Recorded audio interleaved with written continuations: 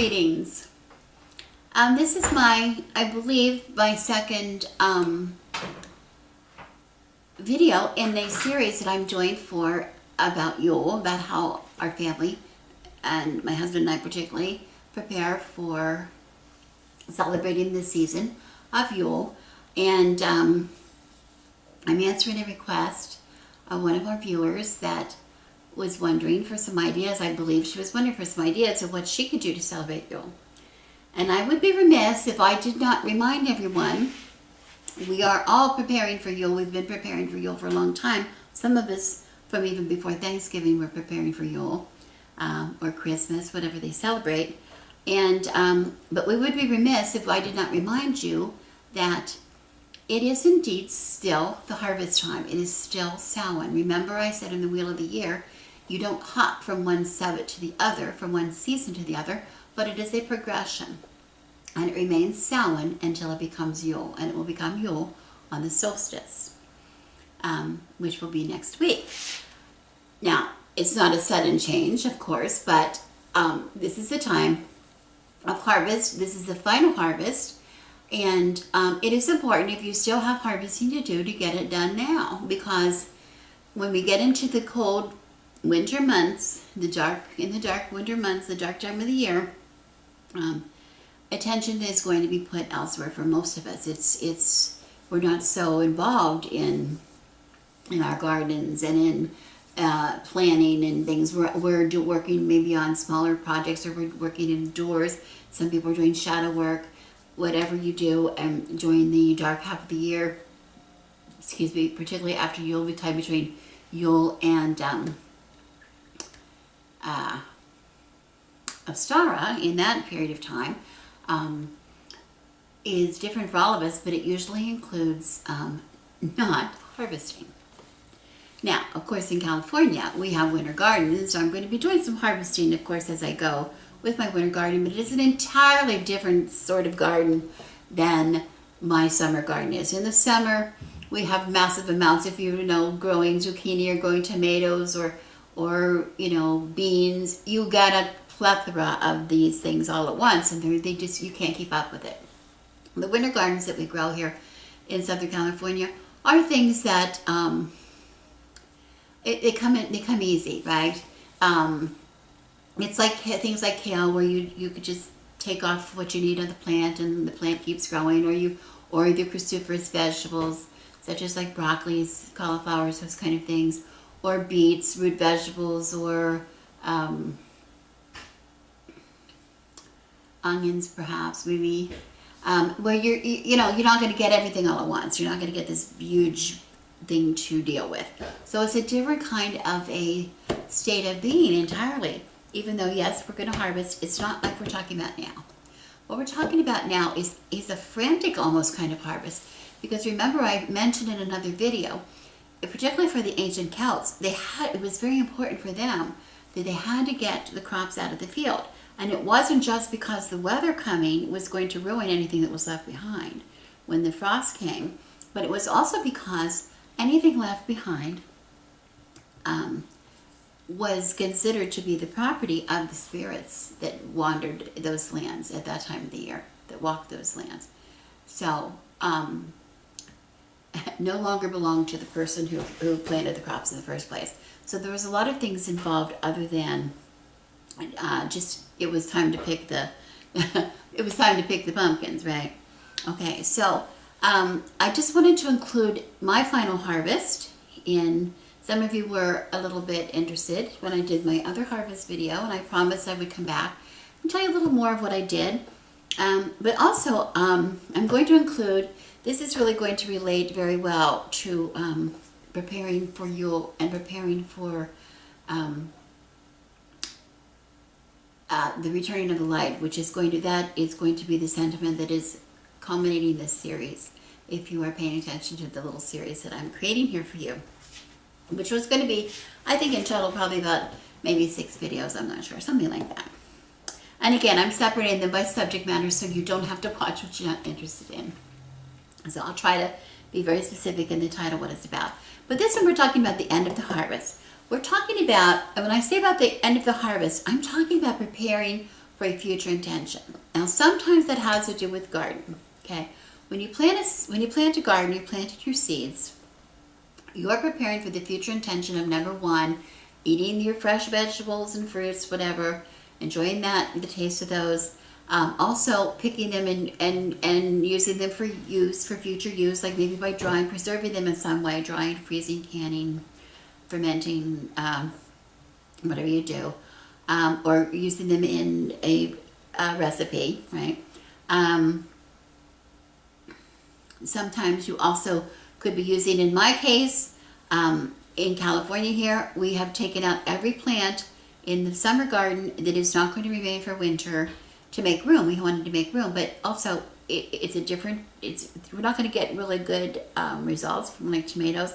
Even though I've gotten tomatoes on a vine like in February, most of those were like volunteer vines that just came up, or if it was a really healthy vine, I left it to see what would happen, because we do get hot weather intermittently through the winter. But for the most part, I really want the space. I really want the space for my winter crop, and I also want to give my garden earth, a chance to rest and rejuvenate and getting ready, because when I plant again in the spring, those heavy producing crops, they require an awful lot of nutrients to grow. So I have to have time to get my beds ready. I have to lay those intentions, right, ahead of time. But at this point, I'm removing everything in my garden other than things that I want to use for my own use.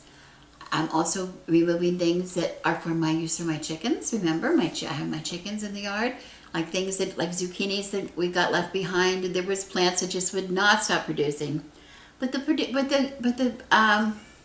fruits that it produced were not that good. They weren't those tender, young, delicate skinned zucchinis that we're so fond of in the early summer, in the midsummer, but they were, rather woody and big seeds, a lot of seeds and things. So, but my chickens don't mind. I use those. I would harvest the seeds from those. They're good when they get really overly ripe like that. You get a good seed at that point to save. But also my chickens really love them at that stage, and I would just crack them open and let them have a treat. Okay. I also use them for compost. I use, the plants themselves could be composted. Some of those overripe fruits could go into the compost pile, because that was important to make the ground, give the ground nutrients so that I would have a good crop again in the spring. And then again, saving seeds, which I will, I've showed in the past, or I will show in the future, I don't know. But anyway, we'll all save seeds from the garden. The last things to come out of my garden, my summer garden, the last produce really is, chilies are one of the last things that come out, because chilies are really a hot weather vegetable, fruit, I guess it's a fruit, because they really are, they love the real hot as it gets into August and September, even in the beginnings of October around here, where it is so hot and it just kills some of the other plants. The chilies just really thrive on that really strong heat. And but chilies here, I often pull the plant, but I'm starting to save them, because I've learned that a lot of them are perennials, considered perennials here in California, and they'll continue to produce. So I'm not so anxious to pull them all. But anyway, I'll show you what I do with them. I do a couple things. And the reason that I'm telling you about it this time of the year is I just finished a batch. This is one thing that I do, is make hot sauce. I make really delicious hot sauce. Can you see that? I hope you can. My oldest daughter just left this morning to visit her youngest sister in Phoenix for the weekend, and I sent her a bag of goodies from the garden, from my pantry.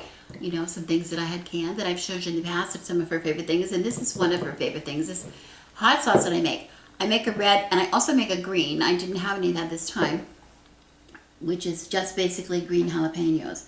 But this is made out of different chilies. As they ripen on the vine, they turn red.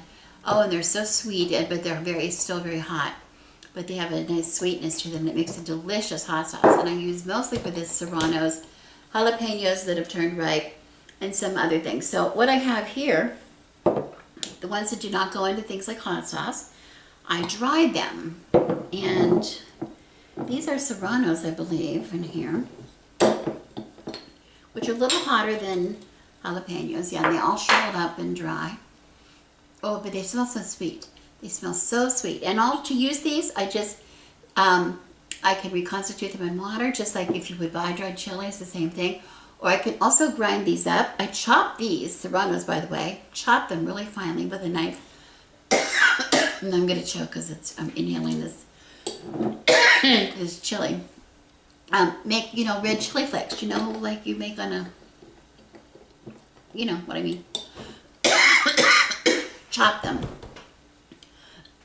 Include the seeds of serranos. That's really good for that. Jalapenos. Here I have jalapenos, which are also dry, but these before they were dried. Oh, these are lovely. I smoked these first. I don't mean smoke. Mine means in a smoker.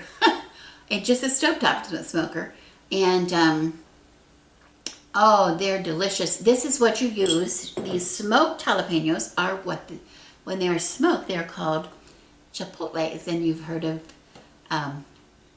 chipotles in adobo sauce. This is what you have, these little. So if I want to make my own chipotles in adobo, I've got plenty of smoked jalapenos to do that. And these will last in these jars, once they're dried, for years. They last forever. I also have, these are poblanos, which dry, when they get dry, they turn black. Okay, they turn black, but these are nice, big, more sweeter. It's a ancho. It's an ancho chili when it's dry. And then finally, for the first time this year, which I don't know why I never did it before, is I grew guajillo peppers, guajillo chilies, which are big, long, and they turn nice and red. And you might have seen these. These are what come dried, and you buy them in the supermarket in bags. This is what, if you ever made homemade enchilada sauce, it's made from these. Authentic sauce. It's not made from, doesn't have tomatoes in it. This is what gives us the redness. And you just reconstitute these in water. Make a nice sauce. It makes a delicious sauce. So I have these things that I harvested this year, the chilies.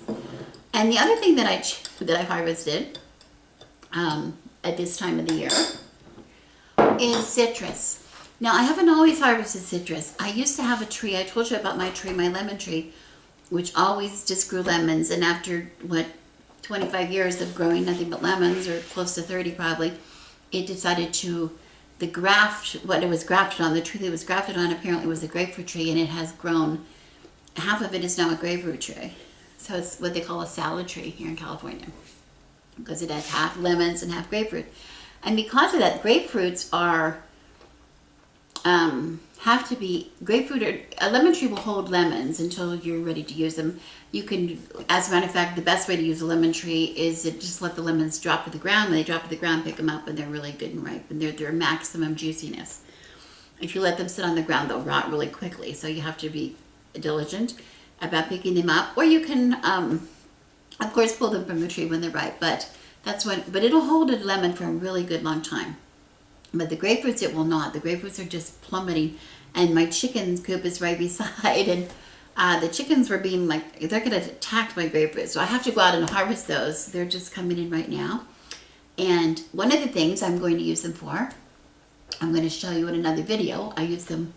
We use them for decorations. But also, I have a beautiful marriage between the chilies and the grapefruit.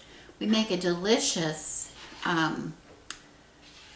margarita using grapefruit juice from the grapefruit tree, and tequila that has had some jalapenos marinating in the tequila, making it a little bit spicy. Oh, and some simple syrup and triple sec, whatever. Oh my goodness, that makes the best margarita. I'm gonna say best margarita. Very delicious. So that goes together. That's a beautiful marriage. I have limes. The limes, again, on our little lime tree, it's a tiny little tree, but the limes have to they don't stay on the tree good. So when they're ripe, they need to be picked. So I have those. I have an orange tree and of the lemons. So I have the lemons, limes, oranges, and grapefruits. So I'm going to show you in a video coming up exactly what I'm doing with them, other than drinking margaritas. Oh, some of the things I do with that, because I have so many at a time, is I will juice them and ice cube trays and freeze them in bags when they're solid. Put them in a bag, and then if a recipe calls for lemon juice or lime juice or whatever, I just take out what I need in the cube and thaw it out, and it will last forever. So that's a really cool thing I do. And let's see what else. I think that's other than that, in my garden now, the only thing is left is some herbs that are good, you know, for the winter. They'll stay. Some are perennials, a lot of perennials. Rosemary bush I've had there for probably 25 years. It's probably a 25-year-old bush. It's well over 20. It's over 20 years at least. And some other herbs. And then I have some Swiss chard that's still out there. I try to keep the Swiss chard. It's sort of looking a little worse for wear right now, but it's going to perk back up. I'm not going to tear it out till it's really ready to go. Okay, but other than that, I'm waiting for my winter garden. But that harvest is complete. Just in time getting ready for Yule, which is really very cool. Now, before I end this video, I want to say that not everything that I harvest is from a garden. Okay? You're going to see some things come in videos which have nothing to do with my garden, but they're harvested just the same. And one of those things that I just harvested from last weekend we had our Yule celebration, our SCA Yule celebration. That's our historical group. And I was in the kitchen. My husband and I were in the kitchen, and we contributed 2 hams to that. Baked hams. It was a Russian feast, and ham is a very traditional dish at Yule. It was in the Viking world. That was for Yule. That was their major item for their feast, and so we usually have ham as well. And the bones that were left over, I harvested, brought them home. They're in my freezer, ready to stay. They're going to stay in my freezer. It's time to make some soup. They're going to make the best soup. Okay, and you stay tuned, and you're going to see a few other things that are harvested. I'm going to talk about that in the next couple of videos. But and then of course one other thing I'm going to show, which is I'm not going to probably explain it until the very end of the series, is we did some money laundering. That's my term. It's not really what you would consider money laundering, but it's something that we're doing here. I think you know that we're having some difficulties, personal difficulties here. We have no work. We have no job. We were forced to close our company, and we have no income right now. We're really scampering, trying to come up with a way to make a living, and to do that, we're really getting very involved in the energies surrounding the Sabbath of Samhain, surrounding the Sabbath of Yule. We're doing some special things, welcoming that light as it returns into our life. And I hope you're interested in, and you come back and look at some of those future videos that I'm going to be doing over the next few days. Because I think I might be showing you some things that maybe you can apply to your own life. I know we're not the only ones going through some difficult times right now. It seems to be sort of a hard time for a lot of people. And the best way to deal with things like that is to be very proactive and do what you know. And this is what we know. So we're gonna we're not finished, we're finished.